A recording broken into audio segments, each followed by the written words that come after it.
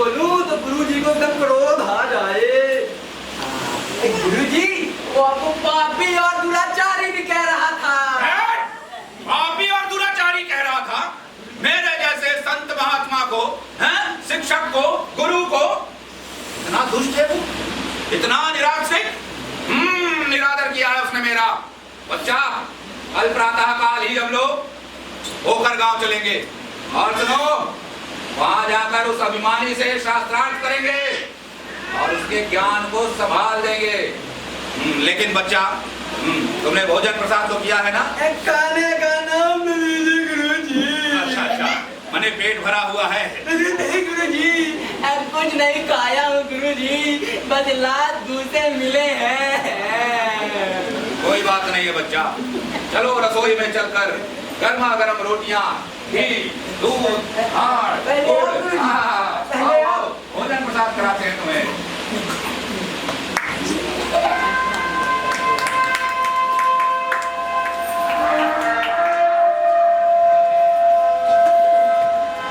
सावधान, होशियार, शास्त्रार्थ के तीसरे दिवस भी राजमाता सभा में पधार रही है।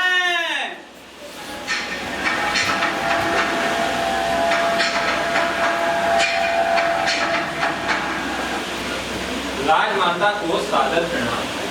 प्रणाम शास्त्री जी, अपना स्थान ग्रहण करें और आयोजन को आगे बढ़ाएं। राजमाता, आज शास्त्रार्थ का तीसरा दिन होने को आया है और अभी तक कोई प्रतिभागी नहीं है। मैं तो अभी भी कहता हूँ, आप मुझे राज्य पाठ सौंपिए और आप तीर्थ यात्रा के लिए प्रस्थान करिए। बम खटाखट, बम खटाखट, बम खटाखट, बम खटाखट। राजमाता को प्रणाम। प्रणाम प्रणाम ब्राह्मण, प्रणाम गुरुदेव। आयुष्मान भव, यशस्वी भव। गुरुदेव, आपका आगमन हमारे नगर में आखिर किस प्रयोजन से? राजमाता जी, मैंने सुना है कि आपके राज्य में 3 दिवस का शास्त्रार्थ का आयोजन हुआ, जिसमें मेरे शिष्य ने भी भाग लिया था और किसी अभिमानी अज्ञानी ने मेरे शिष्य का अपमान कर मार कर उसे भगाया है यहाँ से। मैं उसी से शास्त्रार्थ करने आया और मैंने सुना है कि आप इस शास्त्रार्थ में जो विजय होगा उसे ये राजपाट सौंप दे। लेकिन हे राजमाता, मुझे आपके इस राजपाट से, इस धन दौलत से, इस ऐश्वर्य से मुझे कोई लाभ नहीं, किसी भी प्रकार का लालच नहीं है मेरे मन में। बस आप तो मेरा उस अभिमानी से साक्षा करवा दे। गुरुदेव, क्षमा चाहती हूँ, किंतु आपने इस प्रतियोगिता में भाग लेने के लिए क्या आपने पंजीयन करवा लिया? जी राजमाता जी, मैं गुरुदेव का पंजीयन भी करवा दिया, आधार कार्ड से लिंक भी करवा दिया, मोबाइल से नंबर भी अपडेट करवा दिया, वो भी तत्काल में। उत्तम, अति उत्तम। गुरुदेव, अपने मैं यहाँ कोई स्थान ग्रहण करने नहीं आया हूँ। मेरे सामने आप मेरे प्रतिद्वंदी को बुलाइए। वो मैं ही हूँ। क्या तुम्ही हो वो प्रतिद्वंदी अभिमान से भरे हुए अज्ञानी पुरुष? आपके पीछे कौन है, जरा उसे दिखाइए। तो तुम हो, अपना भूल गए क्या जो ये भी ले आएगा कि ज्ञान और शास्त्र में क्या अंतर? आप अपने सवाल हमसे पूछ सकते हैं। नहीं, आप शुरू करिए।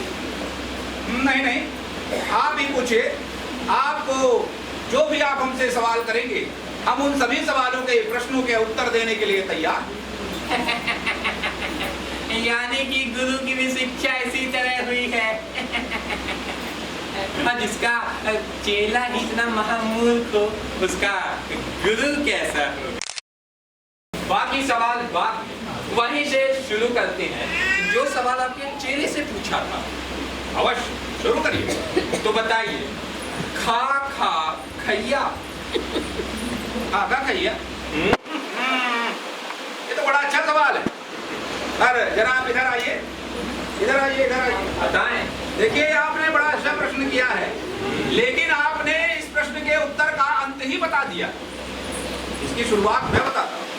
लेकिन बताऊंगा उसी तरह से जिस तरह से आपने मेरे शिष्य को सवाल। आप तैयार हो जाए, आइए। देखिए, इस सवाल का शुरुआत होता है, मैं जहां से बताता हूं।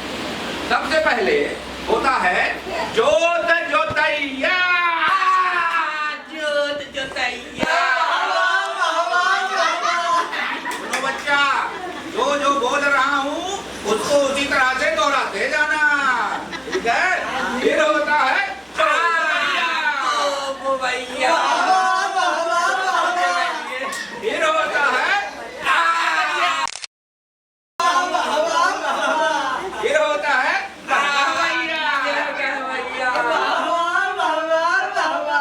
अब जाके आखिरी में होता है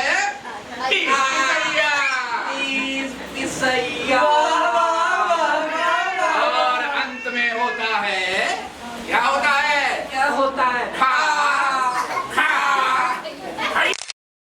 गुरुजी क्षमा, चेला बना लीजिए गुरुजी। नहीं गुरुजी, नहीं बनाइएगा। उत्तम, अति उत्तम। गुरुदेव, मैं चाहती हूँ कि हमारे इस राज के सिंहासन को आप ही संभालें, क्योंकि आपके जितना ज्ञानी यहाँ कोई भी नहीं है, और मैं तीर्थ यात्रा की ओर रवाना हूँ। नहीं राजमाता, मैंने तो आपसे पहले ही कहा था ये सब मोह माया है। मुझे इस राजपाट से, धन दौलत से, ऐश्वर्य से कोई काम नहीं। मेरा काम तो सिर्फ और सिर्फ शिक्षा और ज्ञान का प्रसार प्रसार, भक्ति करना है। आप एक काम करिए, अपने राज्य के आसपास में कोई अगर कुशल व्यक्ति मिले जो आपके पुत्र रूपी प्रजा का पालन कर सके, आप उसे ये राजपाट सौंपिए और तीर्थाटन हो जाए। जी गुरुदेव। चलेगा मेरे साथ शिक्षा लेने? जी गुरुजी, चलूंगा। समझ में आ गया। सही मूर्खो, मुसीबत में गुरुजी आते हैं। अरे बालक, तुम्हारा अभिमान संतुलित हो गया है क्या? हाँ गुरुजी, होना बहुत बुरी बात है और मेरा तो समाप्त हो गया है।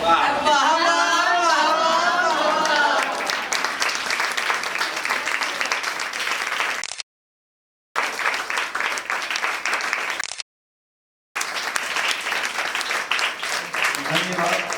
ये प्रस्तुति भाषा खंजा मंडप सांस्कृतिक शिक्षा का